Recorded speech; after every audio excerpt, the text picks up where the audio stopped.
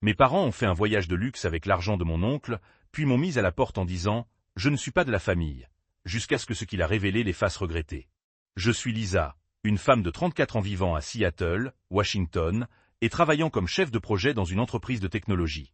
Je gagne un salaire plutôt confortable de 135 000 $ par an, et je suis fier de dire que j'ai construit une belle vie. Cela ne m'a pas été donné, cependant. C'est le résultat de beaucoup de travail acharné, de budgétisation et de longues heures. En grandissant, je n'avais pas de cuillère en argent dans la bouche, mais ma sœur, Amanda, une femme de 36 ans, si.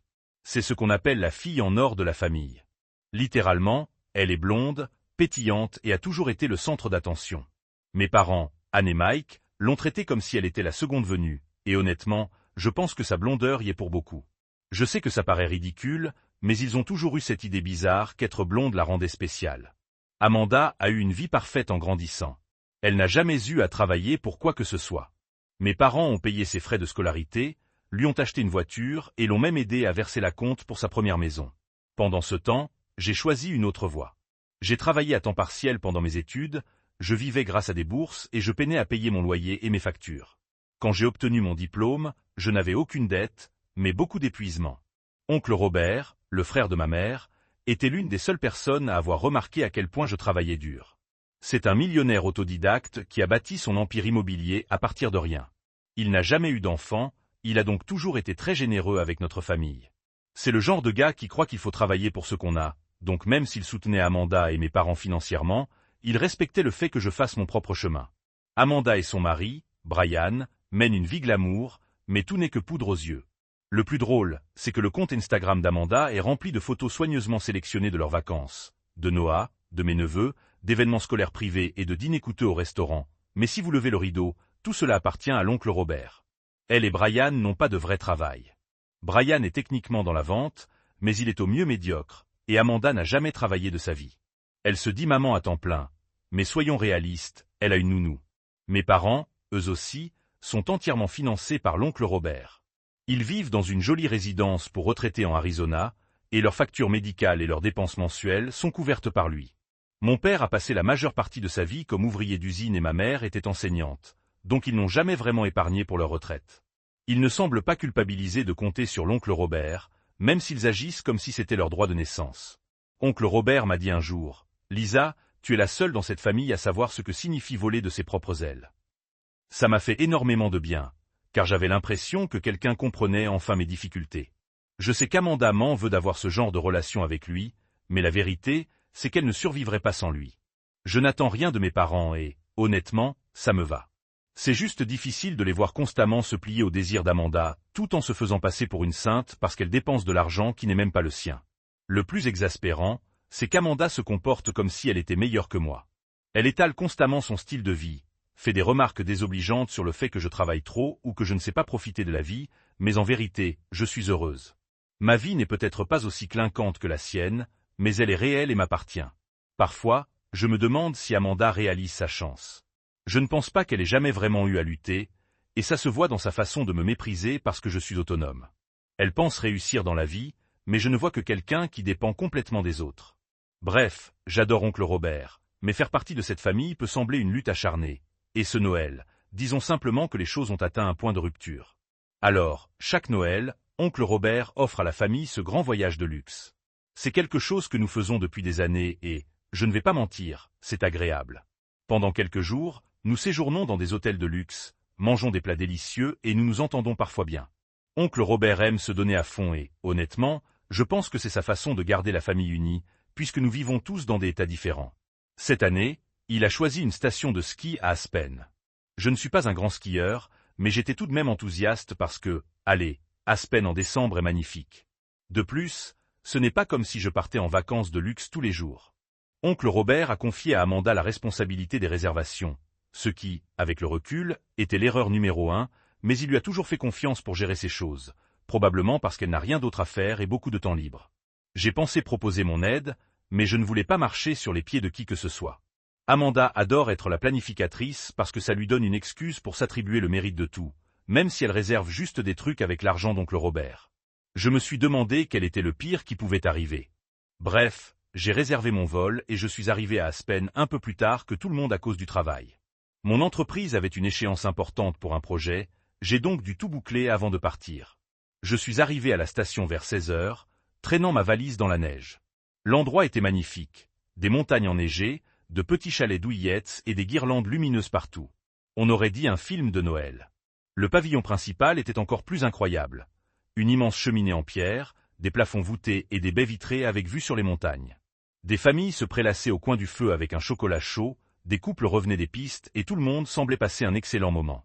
Je me suis dirigé vers la réception pour m'enregistrer, m'attendant à un accueil sans accroc, mais l'employé m'a lancé un regard perplexe. « Je suis désolé, madame », a-t-elle dit en tapant furieusement sur son ordinateur. « Nous n'avons pas de réservation à votre nom. » Au début, je me suis dit, bon, Amanda a peut-être juste oublié de m'ajouter.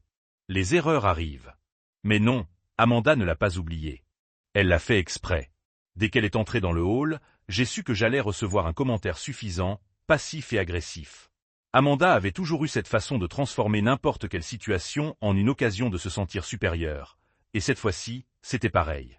Elle était arrivée avec l'air de vouloir tourner une pub pour des manteaux d'hiver de créateurs, une chevelure blonde parfaite et un grand sourire à couper le souffle. « Oh Lisa », dit-elle, faisant mine d'être surprise de me voir. « Je t'avais bien dit que je n'avais réservé des chambres que pour la vraie famille. Moi, Brian, Noah et, bien sûr, papa et maman. » Je crois que je n'ai jamais été aussi stupéfaite, muette. Comment réagir à une chose pareille? Sa façon de parler de vraie famille laissait clairement entendre qu'elle ne me considérait pas comme faisant partie du groupe, et le fait qu'elle ne s'excuse absolument pas était la cerise sur le gâteau.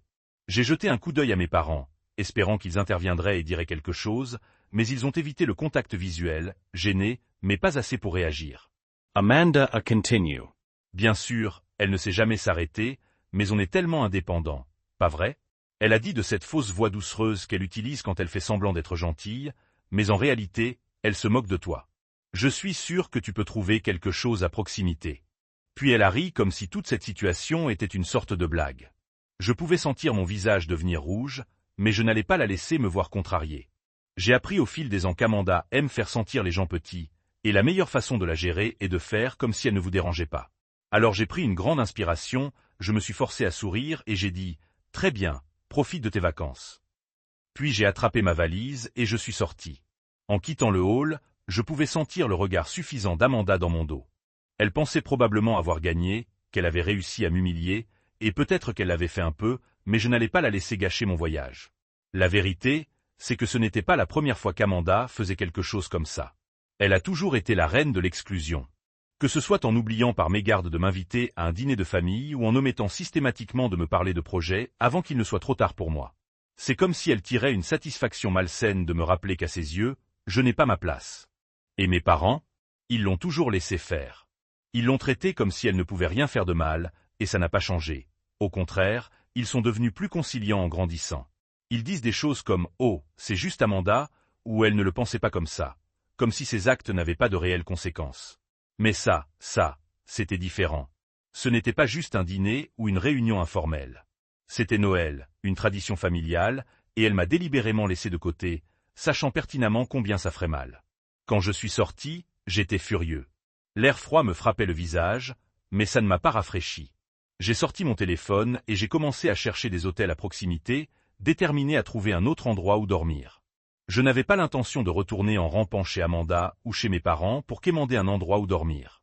Après quelques minutes de recherche, j'ai trouvé un autre hôtel de luxe à environ 10 minutes. Ils avaient une suite disponible. C'était ridiculement cher, mais je m'en fichais. Je n'allais pas laisser Amanda et ses bêtises gâcher mon Noël. J'ai appelé un taxi et j'ai attendu dehors, traînant ma valise dans la neige. Pendant que j'étais là, j'ai commencé à repasser toute la scène dans ma tête. Je n'arrivais pas à croire l'audace d'Amanda de prononcer ces mots à voix haute. Une vraie famille, qui dit même que le pire était de savoir que mes parents avaient probablement accepté. Ils ne l'avaient peut-être pas prévu, mais ils ne l'ont pas empêché non plus, et cela m'a fait plus mal que tout ce qu'Amanda aurait pu dire ou faire. Quand le taxi s'est arrêté, j'ai jeté ma valise à l'arrière et suis monté dedans, donnant au chauffeur l'adresse du nouvel hôtel.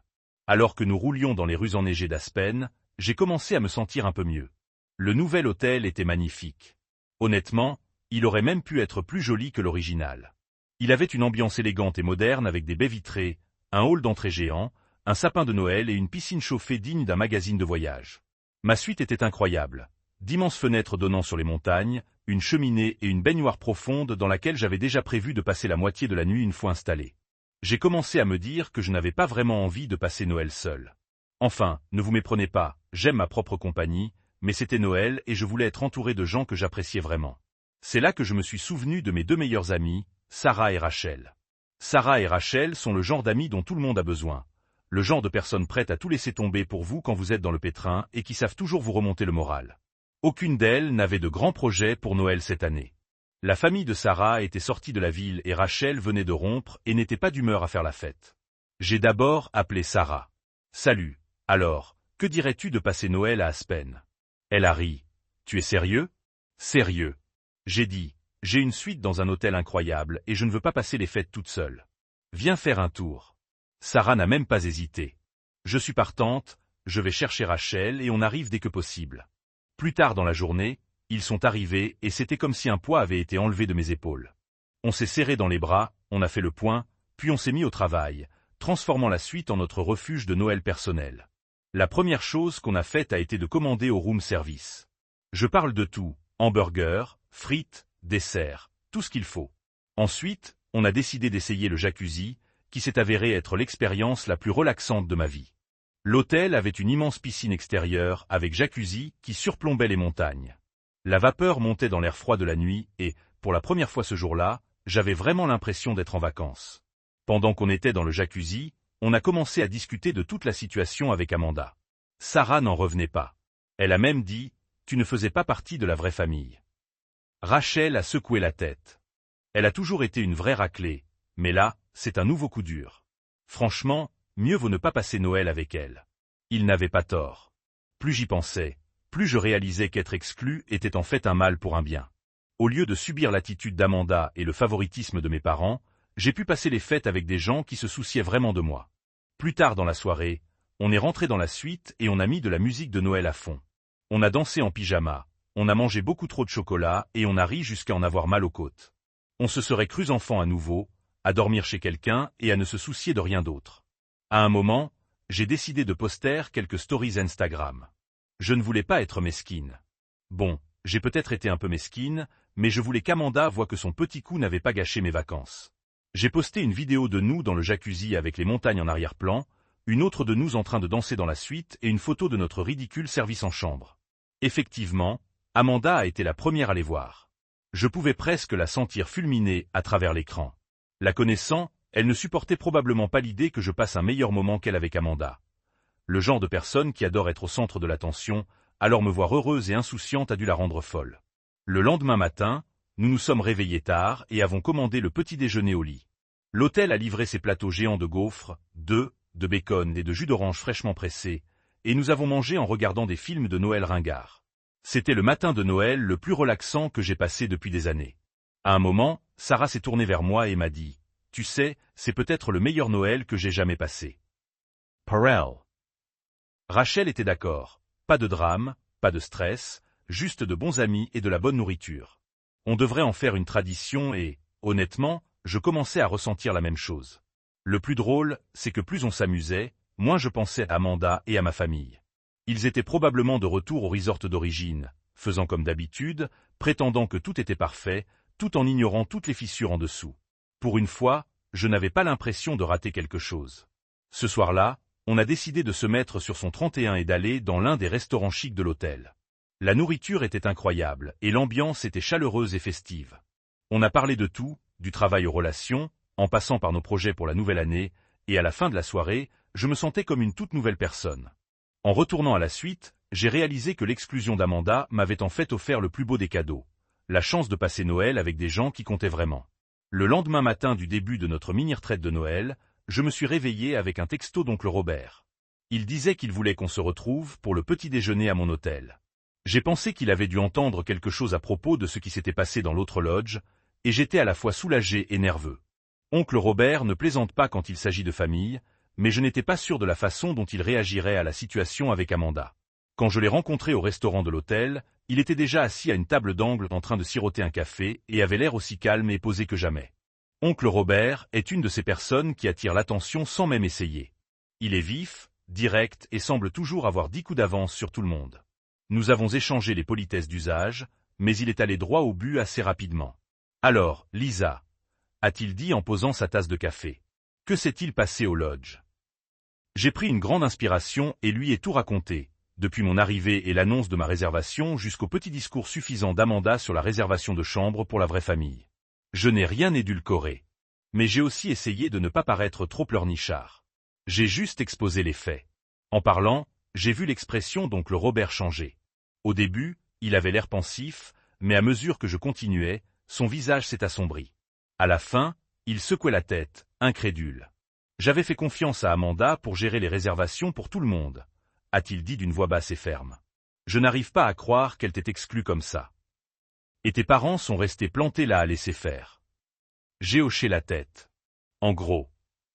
Oncle Robert soupira et se renversa dans son fauteuil. Incroyable, murmura-t-il. Le serveur arriva avec notre nourriture, des crêpes pour moi, des œufs et des toasts pour oncle Robert. Et nous restâmes assis en silence une minute pendant qu'il examinait tout. Je ne savais pas trop ce qu'il allait faire, mais je voyais bien qu'il était en colère. Finalement, il posa sa fourchette et me regarda. Ne t'inquiète pas, Lisa, je m'en occupe. Je ne comprenais pas exactement ce qu'il voulait dire par « s'en occuper », mais je n'allais pas discuter. S'il y a une chose que j'ai apprise sur oncle Robert, c'est que lorsqu'il dit qu'il va faire quelque chose, il le pense après le petit déjeuner. Il dit qu'il avait des appels à passer et partit dans sa chambre. Je retournai dans ma suite où Sarah et Rachel étaient déjà debout et planifiaient notre journée. Je ne leur ai pas beaucoup parlé de ma conversation avec oncle Robert, surtout parce que je ne savais pas encore ce qui allait se passer, mais je sentais que les choses allaient devenir intéressantes. Quelques heures plus tard, j'ai eu ma réponse. Oncle Robert m'a appelé pour me prévenir, et je peux vous dire qu'il n'a pas hésité. Il a commencé par annuler les réservations d'Amanda et de mes parents au lodge, avec effet immédiat. Ils font leur bagage aujourd'hui, a-t-il dit avec un sourire narquois que j'entendais au téléphone. Mais il ne s'est pas arrêté là. Il a aussi décidé qu'il était temps de les couper complètement financièrement. Il en avait assez de financer leur train de vie. J'ai été plus que généreux, a-t-il dit, mais c'est la goutte d'eau qui fait déborder le vase.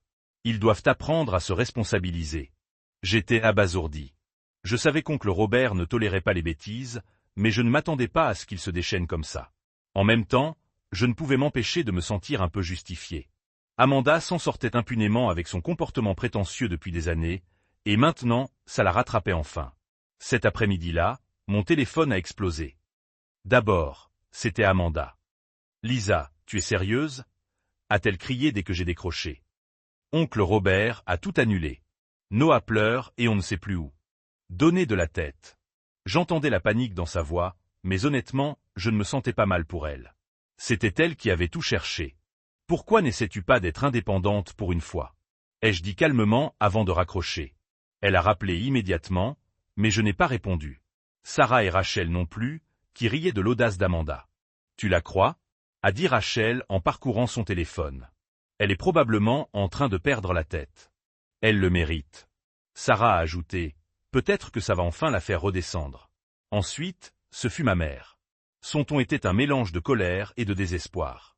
Lisa, il faut que tu parles à tonton Robert, dit-elle. Tu sais combien son soutien est important pour nous. On est trop vieux pour tout recommencer. J'avais envie de rire. Mes parents avaient passé des années à tolérer le comportement d'Amanda et à ignorer le mien, et maintenant ils voulaient que je règle tout. Non merci, je pense que tu dois parler à Amanda. J'ai dit que c'était elle qui avait causé tout ça. Ma mère a soufflé et a dit quelque chose sur mon égoïsme, mais je ne suis pas resté pour entendre la suite. J'ai raccroché et mis mon téléphone en mode silencieux. Ce soir-là, tonton Robert est passé à ma suite pour prendre des nouvelles. Il avait l'air calme, presque amusé, comme s'il prenait plaisir à regarder Amanda et mes parents se chamailler. Je ne pense pas qu'ils aient déjà eu à subir de véritables conséquences. Il a dit que ce serait bien pour eux. Nous avons passé environ 1 heure à discuter et à rire et, pour la première fois depuis des années, j'ai eu l'impression que quelqu'un de ma famille me soutenait. Tonton Robert n'a pas seulement vu clair dans les manigances d'Amanda, il était prêt à agir. Quand il est parti, je me sentais plus légère. La situation n'était pas résolue, mais au moins pour une fois, Amanda ne s'en sortait pas avec ses pitreries habituelles. Ce soir-là, mon amie Sarah Rachel et moi étions encore dans la suite. On se prélassait, on mangeait des encas, on regardait des films de Noël et on consultait nos téléphones. Honnêtement, c'était probablement la période la plus détendue de l'année. J'avais posté quelques stories Instagram plus tôt dans la journée, des photos de la cheminée de la suite, notre page Room Service, et une vidéo de nous jouant aux charades et rigolant. Rien de bien fou, juste qu'on s'amusait bien. Et, bien sûr, Amanda était la première à les voir toutes. Je pensais qu'elle allait juste ruminer en silence ou m'envoyer un autre message passif et agressif. Mais non, Amanda a décidé qu'elle devait pousser les choses plus loin. Vers 20h, on a frappé à la porte. Je n'attendais personne d'autre, alors j'ai pensé que c'était le room service ou quelque chose comme ça. Sarah s'est levée pour répondre et, lorsqu'elle a ouvert la porte, Amanda était là. « Salut les filles », a dit Amanda en entrant comme si elle était l'invitée d'honneur. Elle était sur son 31 comme d'habitude, un maquillage impeccable, une tenue de fête scintillante et un faux sourire joyeux plaqué sur son visage. On la fixait toutes les trois, on se demandait, mais qu'est-ce qu'elle fait là? Amanda n'a pas semblé remarquer le silence gêné. Elle s'est laissée tomber sur une chaise et a commencé à s'installer confortablement, comme si on l'avait invitée à la fête. Waouh Lisa, cette suite est incroyable. Vous avez l'air de vous amuser comme des folles, si je me joins à vous. J'étais en ébullition. Elle a eu le culot de faire comme si de rien n'était, comme si elle ne m'avait pas volontairement exclu du voyage en famille et laissé seule. Et maintenant, après qu'oncle Robert ait annulé son petit rêve de vacances, elle pensait pouvoir débarquer et gâcher ma soirée. Je me suis levé et je me suis dirigé vers elle. « Amanda », dis-je d'une voix calme mais ferme. « Tu n'étais pas invitée, va-t'en. » Elle leva les yeux vers moi, imperturbable. « Oh, allez, Lisa, » dit-elle en riant. « Ne sois pas si inquiète, c'est Noël. » Je croisai les bras et la fixai du regard. « C'est Noël, » dis-je. « Et tu as essayé de gâcher le mien. Sors d'ici. » Pendant une seconde, j'ai cru qu'elle allait protester, mais elle a compris que je ne plaisantais pas. Son visage est devenu rouge vif et elle s'est levée en attrapant son sac à main. « D'accord, » a-t-elle rétorqué. « Mais tu n'as pas besoin d'être aussi impolie, » a-t-elle claqué la porte. Dès qu'elle fut partie, nous avons éclaté de rire toutes les trois. C'était tellement ridicule que ça ne semblait même pas réel. « C'est vraiment arrivé, » dit Rachel en secouant la tête. « Qu'est-ce qui ne va pas chez elle? » Elle délire, dit Sarah. Elle pense que le monde entier tourne autour d'elle et maintenant que ce n'est plus le cas, elle ne sait plus quoi faire. Je ne pouvais pas le contredire. Toute l'identité d'Amanda est construite sur le fait d'être le centre de l'attention et d'obtenir ce qu'elle veut. Le fait qu'elle soit passée de m'exclure à perturber mes plans en moins de 20 à 4 heures prouvait à quel point elle avait peu de conscience d'elle-même. Nous en avons plaisanté pendant un moment, imaginant ce qu'elle allait faire ensuite. Elle est probablement assise dans sa voiture en ce moment même à envoyer des SMS à tout le monde. Elle sait à quel point tu as été méchante, a dit Sarah, ou essaie de trouver une autre fête à laquelle s'immiscer. Rachel a ajouté, honnêtement, je me fichais de ce qu'Amanda a fait après son départ. Tout ce qui m'importait, c'était qu'elle ne gâche plus ma soirée. On a rallumé le film de Noël, préparé du popcorn et repris le plaisir. Mais bien sûr, Amanda ne pouvait pas laisser tomber. Environ 1 heure plus tard, mon téléphone a commencé à vibrer de SMS.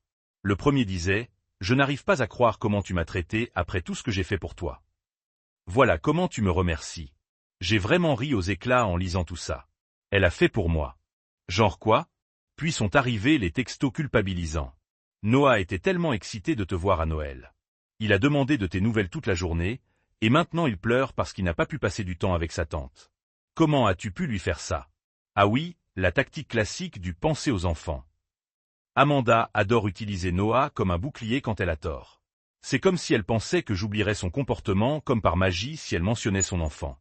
Le dernier texto était mon préféré. Tu as vraiment changé. Lisa. Je pensais que tu étais une personne gentille et attentionnée, mais maintenant je vois à quel point tu es égoïste. Joyeux Noël, j'espère que tu es heureuse. J'ai montré le texto à Sarah et Rachel et elles étaient mortes de rire. Elle a vraiment essayé de faire de toi la méchante. Rachel a dit, incroyable, elle est juste furieuse que tu ne joues pas le jeu. Sarah disait qu'ils avaient raison. Pendant des années, j'avais laissé passer le comportement d'Amanda pour ne pas faire de vagues, mais maintenant que je prenais ma défense, elle ne savait plus comment gérer la situation. Je n'ai pas pris la peine de répondre à ses messages. À ce stade, il était inutile d'essayer de la raisonner. Amanda allait croire ce qu'elle voulait, et rien de ce que je dirais n'y changerait quoi que ce soit. Le reste de la soirée a été dramatique et nous avons passé un moment formidable. Avec le recul, je pense que le petit coup d'Amanda m'a fait apprécier encore plus mes amis. Ils étaient là pour moi quand ma propre famille ne l'était pas, et ils n'hésitaient pas à critiquer Amanda pour ses bêtises. Au moment d'aller me coucher, j'avais l'impression d'avoir officiellement mis un terme au drame d'Amanda, au sens propre comme au sens figuré. Après Noël, et même pas un mois ne s'était écoulé, Amanda et mes parents étaient en pleine crise. C'était vraiment le désastre, et le pire, c'est qu'ils ont tout déclenché. Tout dépend d'eux-mêmes. Commençons par Amanda. Un jour, son oncle Robert lui a coupé les ponts. Toute sa fausse vie s'est effondrée. Brian et elle n'avaient plus les moyens de payer le prêt immobilier de leur immense maison, alors ils ont dû la vendre. Ils ont essayé de trouver un logement similaire dans un quartier moins cher, mais visiblement, ça n'a pas marché.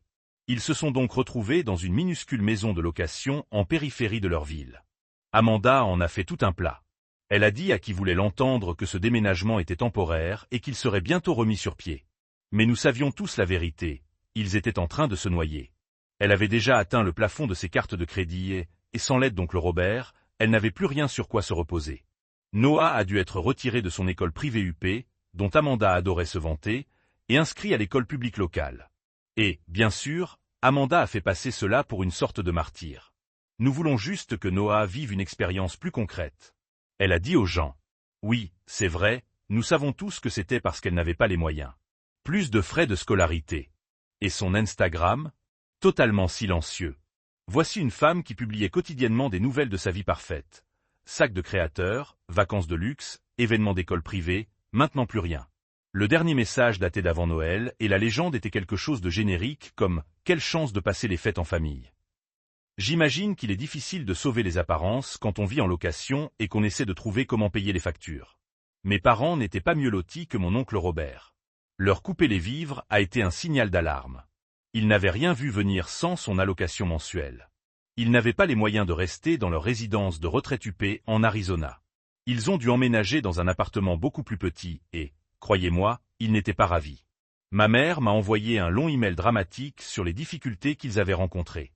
Elle a parlé de tous les sacrifices qu'ils avaient faits pour la famille, a éclaté de rire et a dit qu'ils ne s'attendaient pas à se retrouver dans cette situation à leur âge. Elle a même essayé de me culpabiliser en disant « Nous sommes restés dans cette résidence de retraite uniquement pour avoir de la place pour toi et Amanda, venez nous rendre visite. » Franchement, je crois qu'ils ont juste apprécié le golf gratuit et le spa sur place. À un moment, mon père m'a envoyé un email pour me demander si je pouvais raisonner mon oncle Robert. Il a répondu quelque chose comme « Il vieillit et je pense qu'il a pris cette décision sous l'effet de la colère. Tu es la seule personne qui puisse l'aider à entendre raison. » Je ne savais même pas comment répondre à ça, alors je ne l'ai pas fait. Ce sont les mêmes personnes qui ont laissé Amanda m'exclure de Noël, et maintenant, elle voulait mon aide. Non merci. Mon oncle Robert a pris sa décision, et je n'allais pas m'en mêler. Pendant ce temps, ma vie était à l'opposé de la leur. Pour une fois, je n'ai pas eu à gérer les drames familiaux habituels. Après Noël, je suis retourné à Seattle, je me suis remis au travail et je me suis concentré sur les choses qui comptaient vraiment. Une semaine après mon retour, j'ai reçu une excellente nouvelle. J'étais promu chef de projet senior. Il y avait aussi une belle augmentation de salaire, ce qui tombait à point nommé puisque j'avais dépensé beaucoup trop pour cette suite à Aspen. Mes investissements marchaient bien aussi. Je me suis vraiment concentré sur l'épargne pour l'avenir, et ça paye. Savoir que j'ai cette sécurité financière fait toute la différence, surtout quand je regarde ce qui se passe avec Amanda et mes parents. Quelques semaines plus tard, oncle Robert m'a envoyé un mot manuscrit pour mon anniversaire. Ce n'était rien d'extraordinaire, juste une simple carte avec un message. Cela signifiait beaucoup pour moi. Je suis fier de toi pour ta position. L'indépendance est le plus beau cadeau que tu te sois fait. J'ai même eu les larmes aux yeux en le lisant. Oncle Robert a toujours été mon plus grand soutien, mais voir ces mots et ces écrits était comme une validation de tout ce pourquoi j'ai travaillé si dur. Pendant ce temps, les emails et les SMS d'Amanda et de mes parents continuaient d'affluer. Amanda a essayé de jouer les victimes, disant qu'elle ne savait pas que les choses iraient aussi loin et me demandant si je pouvais parler à oncle Robert pour elle. Ma mère m'a envoyé des messages culpabilisants sur leur difficulté à joindre les deux bouts, et mon père a ajouté quelques commentaires passifs et agressifs sur la façon dont je tournais le dos à ma famille. Mais voilà le problème, je ne me sentais pas du tout coupable. Pendant des années, je me suis laissé aller à l'impression d'être l'exceptionnel dans ma propre famille, comme si j'étais moins importante parce que je n'étais pas aussi voyante ou nécessiteuse qu'Amanda. Mais ce Noël m'a fait réaliser quelque chose. Être indépendante est mon super pouvoir. Alors, oui, Amanda et mes parents ont peut-être des difficultés, mais ce n'est pas mon fardeau à porter. Ils ont fait leur choix et maintenant ils en subissent les conséquences. Quant à moi, je m'épanouis et je suis enfin libéré de la dynamique familiale toxique qui me pesait. Si vous êtes toujours là à lire ceci, merci de me suivre. Je suppose que la morale de l'histoire est la suivante. Parfois, s'éloigner des gens qui ne vous traitent pas bien est la meilleure chose que vous puissiez faire pour eux et pour